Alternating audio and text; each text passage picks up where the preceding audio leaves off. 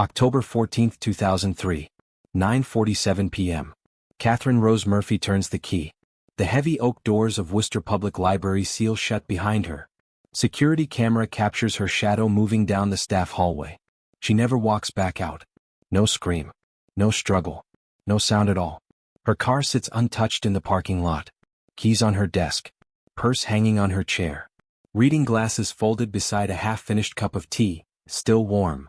The night janitor arrives 28 minutes later. He mops the floors. Checks the windows. Locks up alone. No one realizes Catherine is still inside. When they find her 36 hours later, she's wedged behind a collapsed shelf in the basement archives. Eyes open, palms scraped raw, fingers broken from clawing at solid plaster. The coroner can't determine how she died. The police can't determine why. For 20 years, Worcester Public Library keeps it secret. Until a construction crew tears down the wrong wall. What they discover will prove that Catherine didn't die silent. She was screaming the entire time. But before we uncover what really happened in those basement archives, take a second to hit that subscribe button. Let us know in the comments, where in the world are you watching from? Your support keeps these cold cases from staying cold. Now, let's find out what happened to Catherine Murphy. Catherine Rose Murphy wasn't just a librarian. She was Worcester's living memory. Born in 1950, she grew up 3 blocks from the library that would become her life's work, and eventually her tomb. Her father worked the textile mills. Her mother taught 3rd grade. Catherine was their only daughter, quiet and bookish, the kind of child who preferred encyclopedia volumes to playground games. She earned her master's in library science from UNC Chapel Hill in 1977, returned to Worcester in 1979, and never left. By 2003, she'd spent 24 years behind the circulation desk, cataloging, organizing, preserving. She knew every spine in the building, could locate any historical document by memory, wrote personalized book recommendations on index cards for regular patrons. Sarah, Catherine gave my daughter the book that made her want to become a teacher. She just knew. She'd look at you for 5 seconds and know exactly what story you needed. That was her gift. But Catherine Rose Murphy was also profoundly alone. Never married. No children. Her younger brother David lived in Raleigh. They spoke maybe twice a year. Her co-workers described her as kind but distant. Warm but walled off. She'd smile, recommend a novel, then vanish into the basement archives for hours. She lived in a small bungalow on Elm Street. Neighbors rarely saw her. No visitors. No dinner parties. Just Catherine and her books. Margaret, I worked with Catherine for 18 years. And I couldn't tell you her favorite color. Or if she had a best friend. Or what she did on weekends. She was just always there. At the library. Like she was part of the building itself.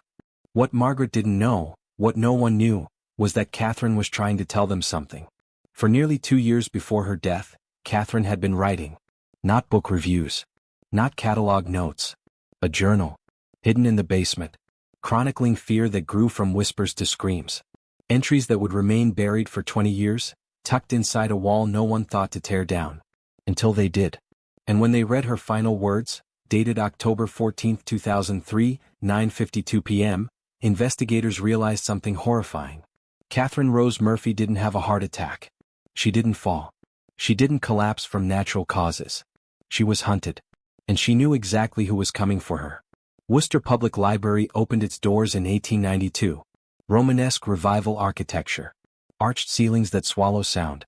Oak paneling dark as old blood.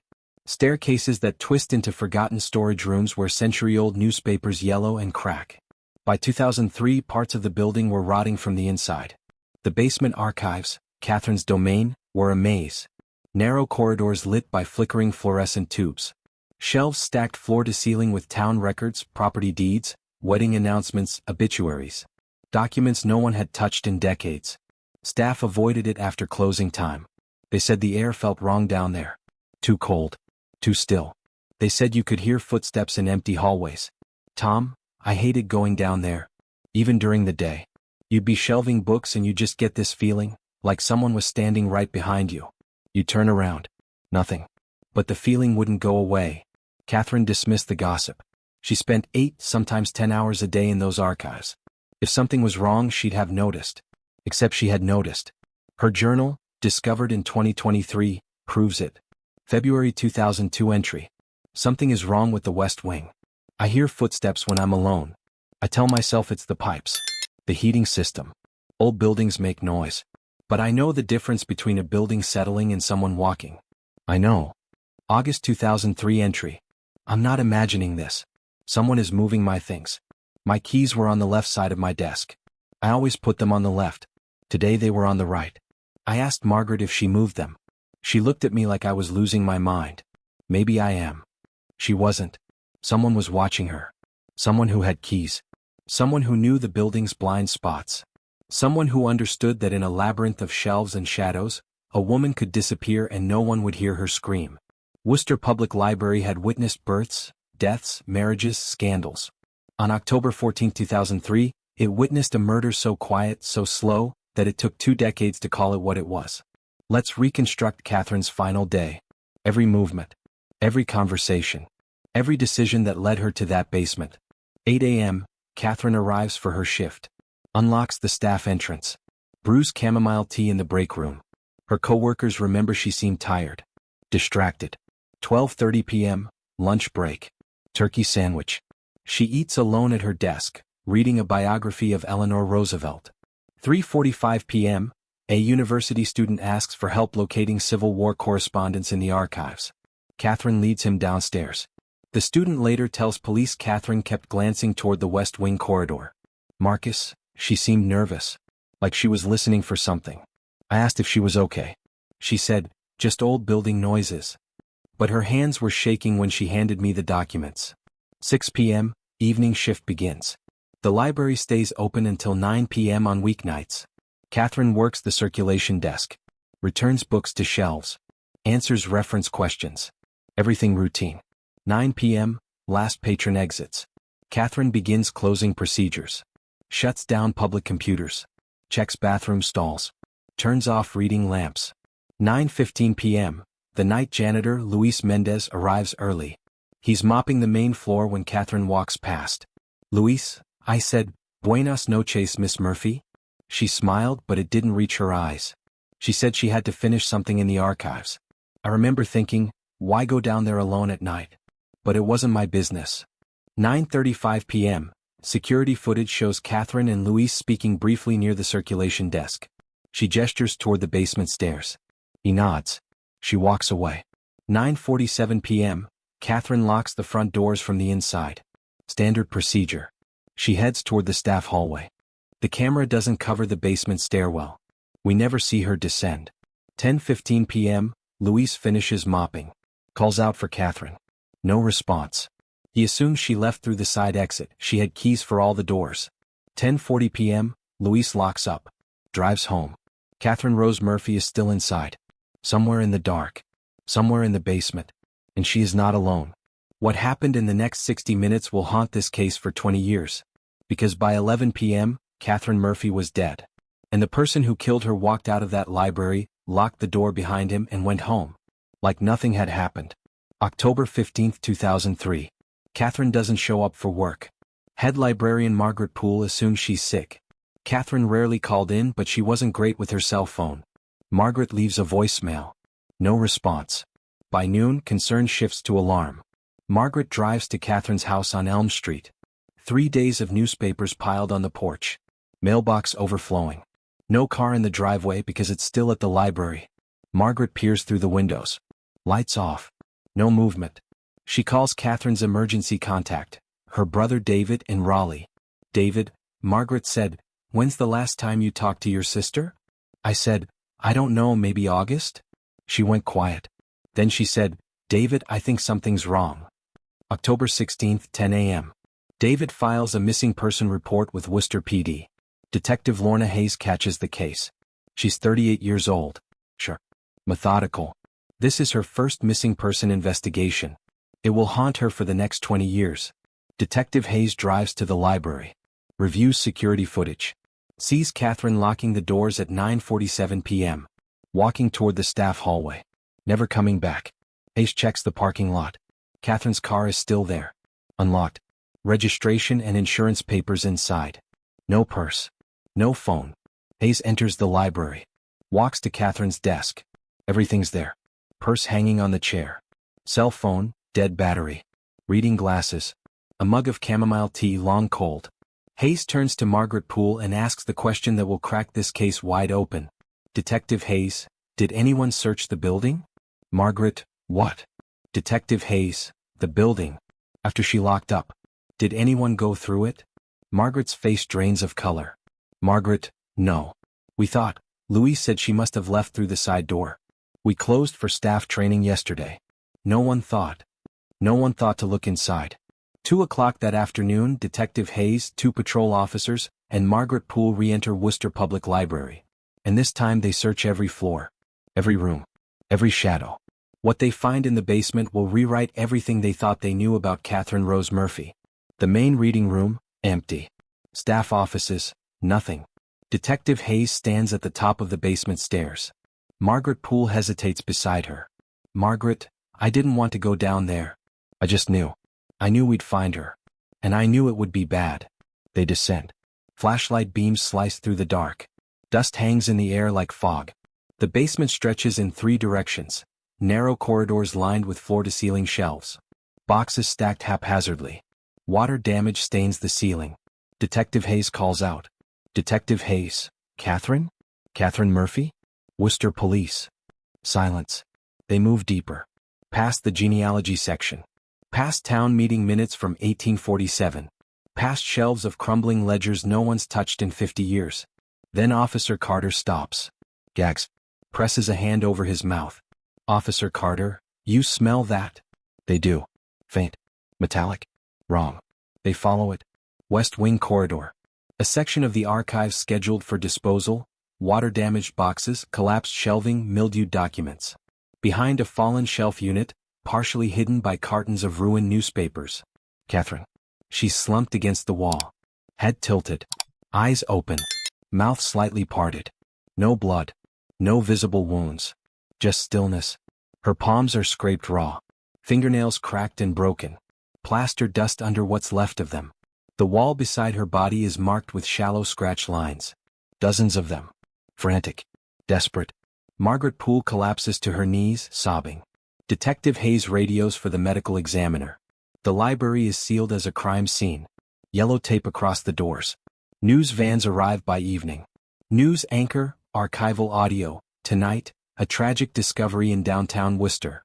Librarian Catherine Murphy, missing since Tuesday night, has been found dead inside the public library where she worked for over 2 decades.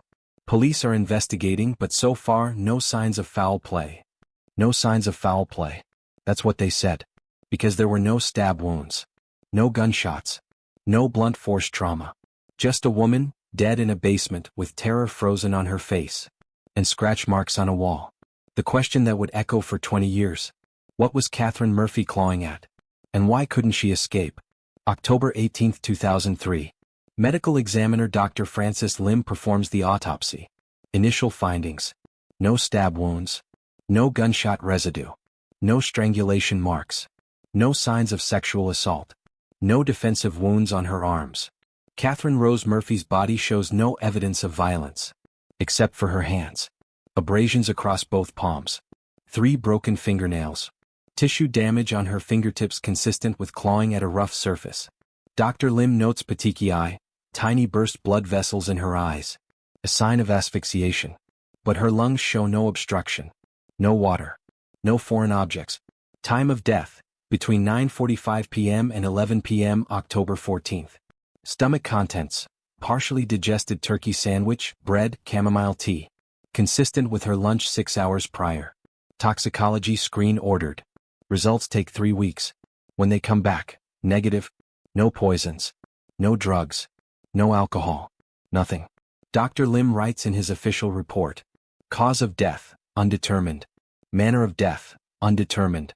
Preliminary hypothesis. Possible cardiac event or acute panic response leading to positional asphyxia. Further investigation required. Dr. In 30 years as a medical examiner, I've seen a lot of strange cases. But Catherine Murphy? She's the one I still think about. Because everything pointed to asphyxiation, the petechiae, the body position, but I couldn't find a mechanism. No obstruction. No compression injuries. It was like she just stopped breathing. By choice or by force I couldn't tell. Detective Hayes reads the report. One line stands out. Scratch marks on wall adjacent to body suggest acute distress prior to death. Acute distress. Clinical language for terror. Catherine Murphy died afraid. That much is certain.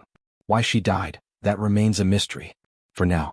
Detective Lorna Hayes leads the investigation with a 3-person team. First theory, foul play. Someone killed Catherine Murphy and staged it to look like an accident. Interviews begin immediately. Luis Mendez, the night janitor, becomes the primary person of interest. He was the last person to see Catherine alive. He's brought in for questioning.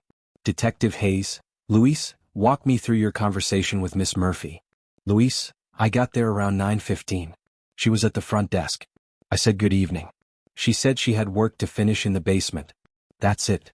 Detective Hayes, did she seem afraid? Upset. Luis, tired maybe, but not afraid.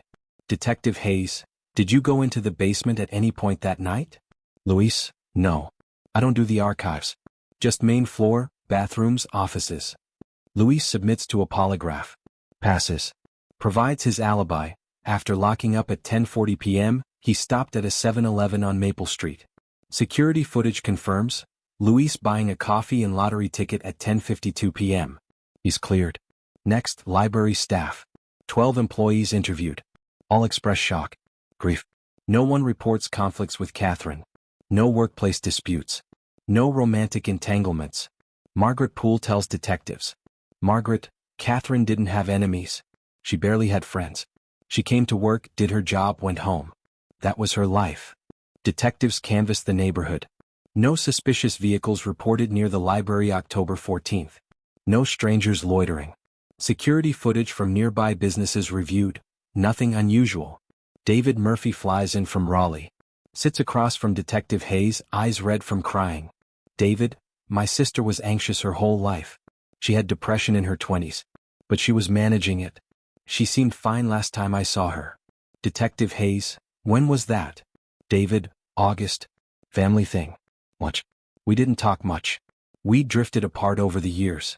I regret that now. Detectives pursue every angle. Was it an accident? A medical event? A hidden enemy? But there's no evidence. No suspects. No motive. No weapon.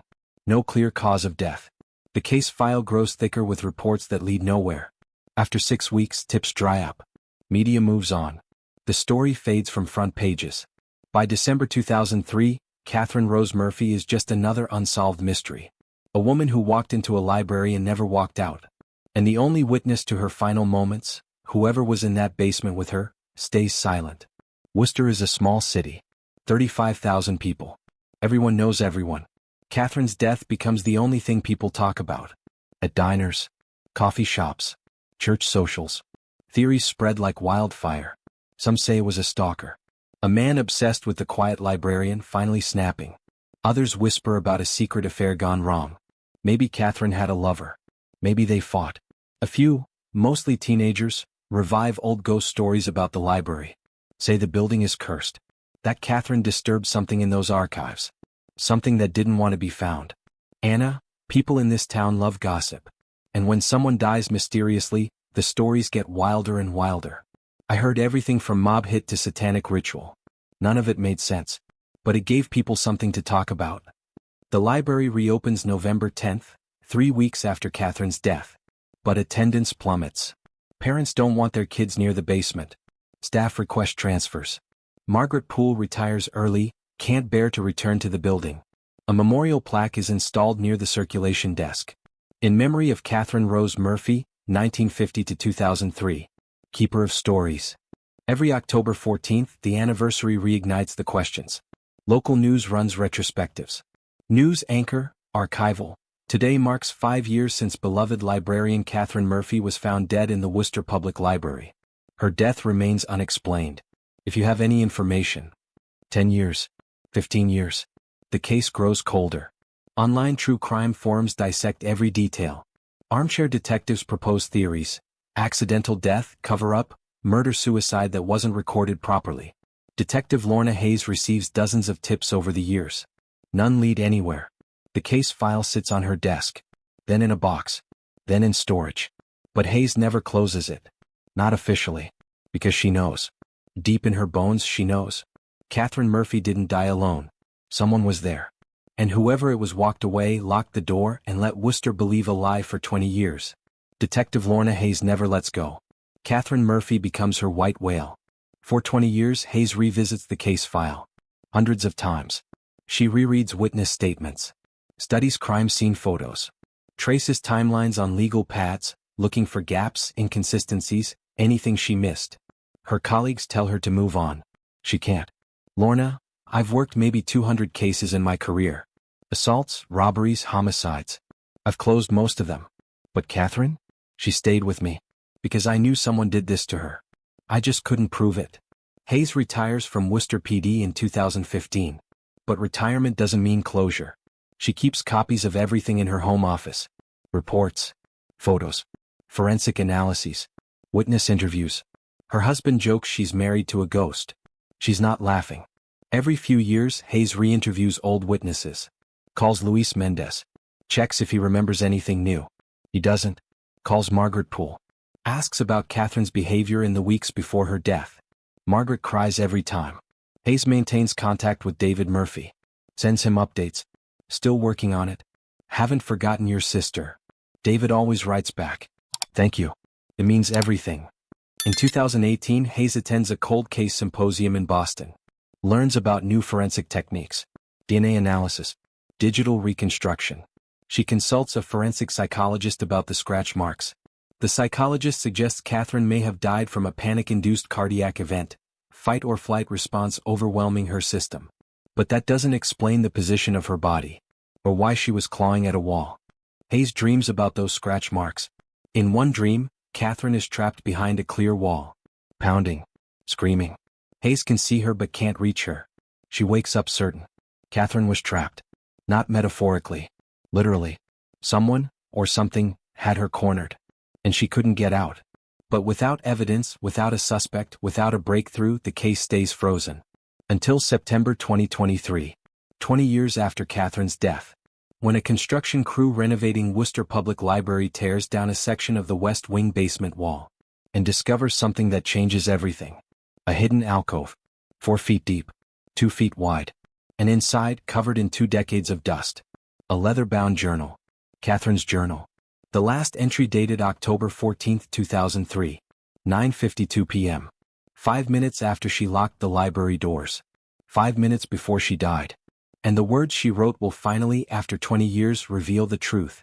September 2023. Worcester Public Library finally secures state funding for major renovations. $3 million. Complete infrastructure overhaul. The basement archives, neglected for decades, our first priority. Asbestos removal. New ventilation. Modern shelving systems. Construction begins September 11th. Week 2, demolition phase. Crew members remove water-damaged drywall, expose old brick and plaster underneath. September 22nd, 10:30 a.m. Foreman Miguel Santos and his team are working the West Wing corridor. The same corridor where Catherine's body was found 20 years prior. Miguel swings a sledgehammer into a section of plaster wall. It crumbles. Reveals a gap. He shines a flashlight inside. Clip, Miguel Santos 47. Miguel, at first I thought it was just empty space between walls. Old buildings have that. But then I saw something. Rectangular. Dark leather. I reached in and pulled it out. It was a book. A journal. And I knew immediately, this was hers. Miguel contacts the library director. The director contacts Worcester PD. Worcester PD contacts retired Detective Lorna Hayes. She's in her kitchen when her phone rings. Lorna, phone call. Hello? Detective Marcus Reed. Lorna, it's Reed. You need to come down to the station. We found something. In the library. Catherine Murphy's case. We found her journal. Lorna, I'm on my way. Hayes drives to the station. Hands shaking on the steering wheel. The journal is bagged in evidence. She pulls on gloves. Opens it. Catherine's handwriting. Neat. Precise. Pages filled with entries dating back to 1998. Mundane at first. Book recommendations. Library anecdotes. But as Hayes flips forward, the tone shifts. Entries become darker. Paranoid. Afraid. Hayes' eyes land on the final page. October 14, 2003. 9:52 p.m. The ink is smudged. The handwriting shaky. And the last sentence incomplete. Cuts off mid-word. as if Catherine heard something and had to stop writing. Hayes reads it 3 times, then closes the journal. Looks up at Detective Reed. Lorna, we need to reopen this case. Now. Catherine's journal spans 5 years. 1998 to 2003. Early entries are ordinary. March 3, 1999, recommended East of Eden to Mr. Halloran today. He cried when he returned it. Said it reminded him of his father. Moments like this make the job worth it. But in late 2001 something changes. November 18, 2001, I feel watched in the archives. It's irrational. I'm alone. The cameras don't reach this far. But I can't shake the sensation. December 2, 2001, my desk drawers were open this morning. I know I closed them. I always close them. January 14, 2002, someone moved my keys. They were on the left side of my desk. I always put them on the left. Today they were on the right. Margaret thinks I'm being paranoid. Maybe I am. The entries escalate. February 10, 2002, I heard footsteps behind me in the west wing. Heavy. Deliberate. I turned. No one. I checked every aisle. I was alone. I know I was alone. So why did I hear footsteps? By mid-2003, Catherine is writing almost daily. And she's writing about a man. May 6, 2003, he's been coming to the library for months now. Never checks out books. Just watches me. Middle-aged. Average height. Wears a maintenance uniform but I don't recognize him from staff. Carries a toolbox. He sits in the corner. Stares. I've told Margaret. She says I'm imagining things. Maybe I am. But my gut tells me I'm not. June 22, 2003, I saw him again today. In the basement. I asked if he needed help. He didn't answer. Just smiled. And walked away.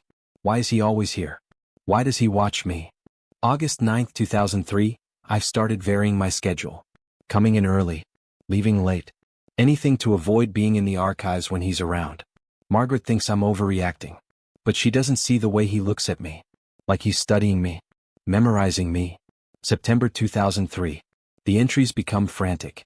September 19, 2003, he followed me to my car today. Stood by the fence. Watching. I locked my doors. Drove away. He didn't follow.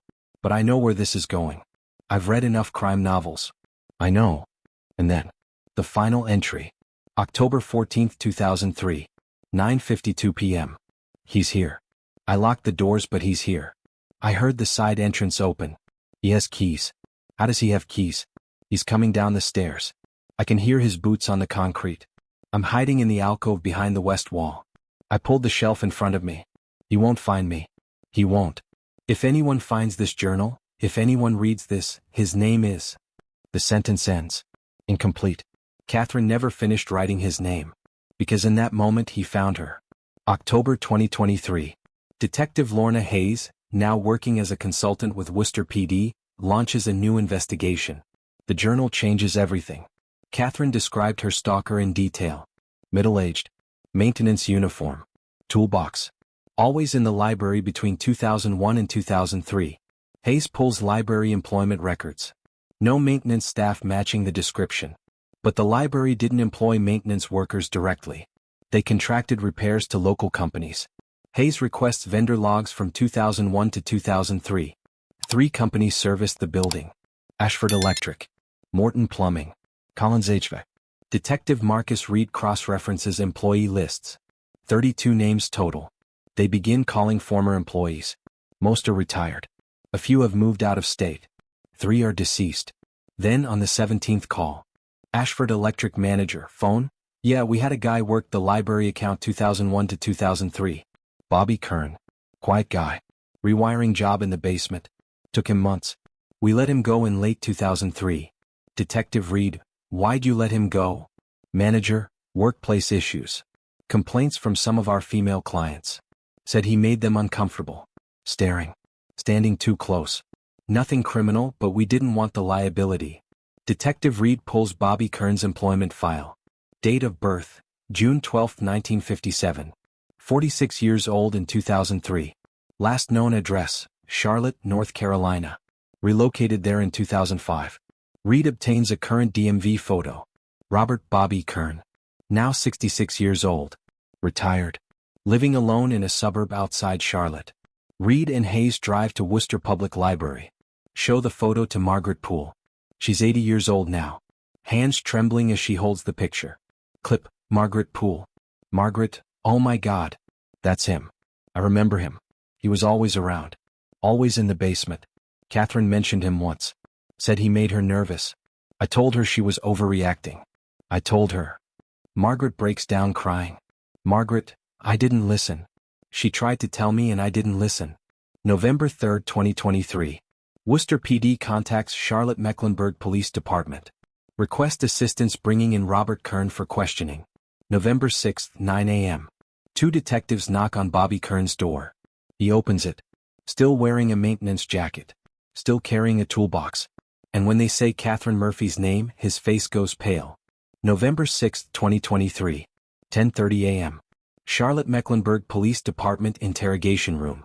Bobby Kern sits across from Detective Lorna Hayes and Detective Marcus Reed. He's aged. Gray hair. Hunched shoulders. Hands shaking slightly. Hayes slides a photo across the table. Catherine Rose Murphy. Smiling. Library ID badge around her neck. Detective Hayes, do you recognize this woman? Bobby Kern, no. Should I? Detective Reed, you worked at Worcester Public Library between 2001 and 2003, rewiring the basement archives. You're telling me you don't remember the head archivist? Kern, I worked a lot of jobs back then. Hayes, this isn't just any job, Bobby. This is Catherine Rose Murphy. She disappeared October 14, 2003. Found dead in the library basement 2 days later.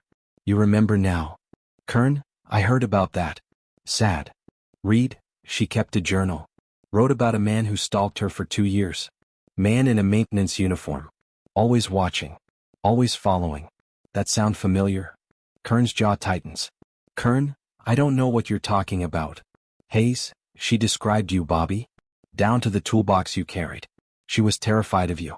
And on October 14, 2003, she wrote her final entry at 9:52 p.m. Said someone was in the library. Someone with keys. Someone coming down the basement stairs. She tried to hide. She tried to write your name. But she never finished. Because you found her.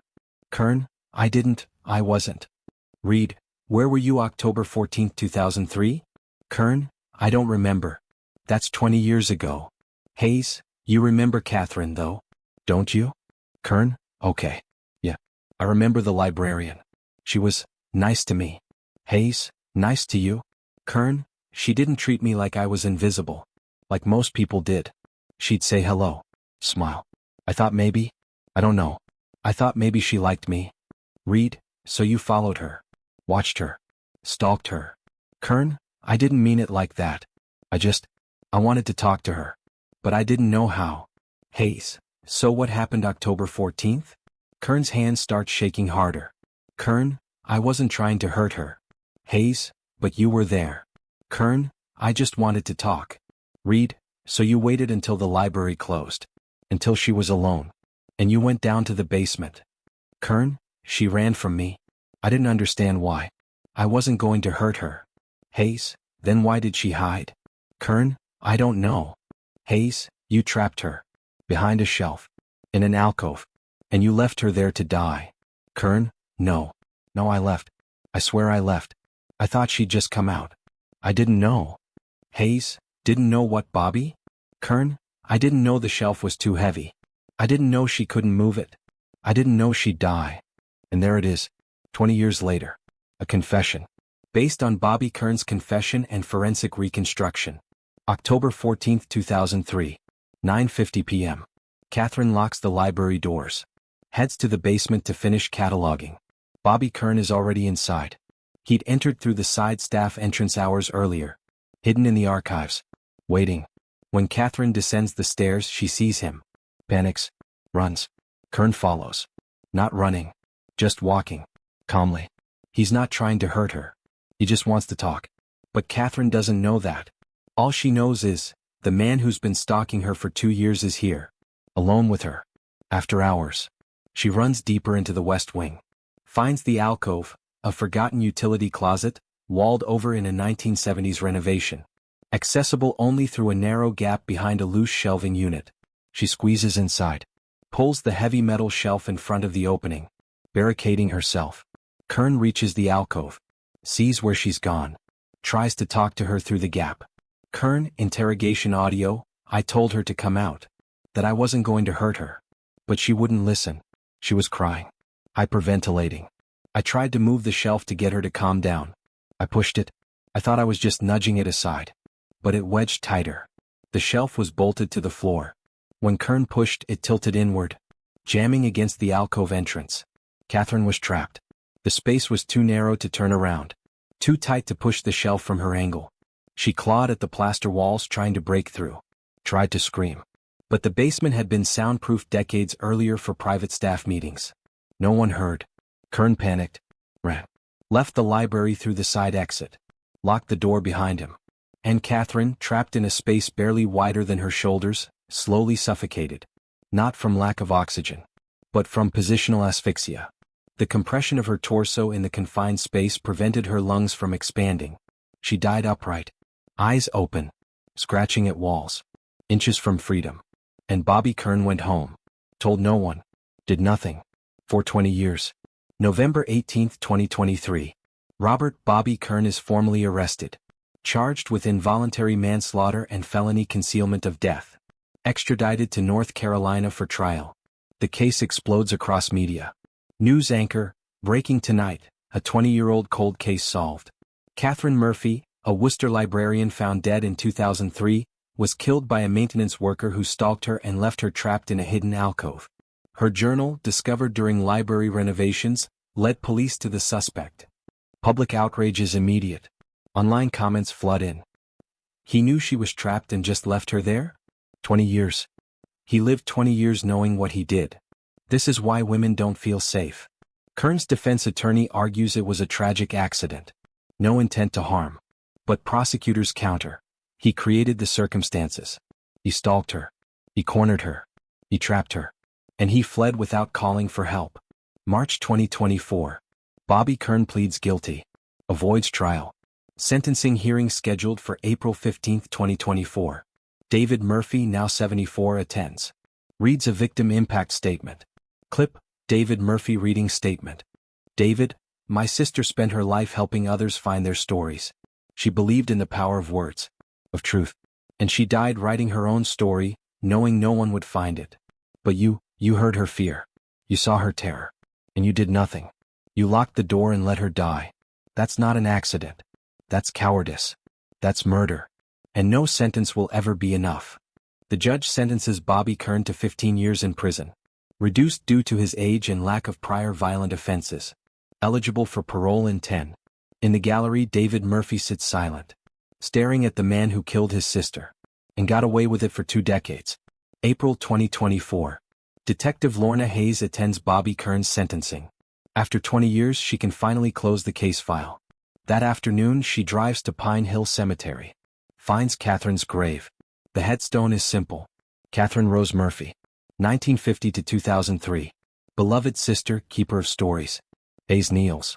Places a copy of Catherine's journal, redacted, published with David's permission, on the grass.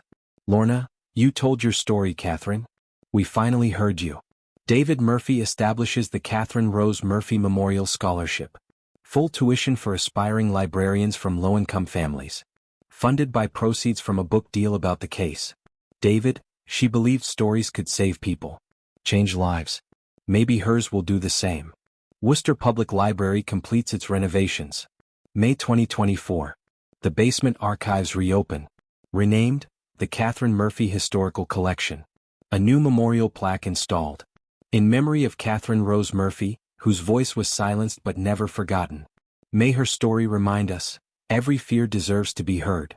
The alcove where Catherine died is sealed permanently.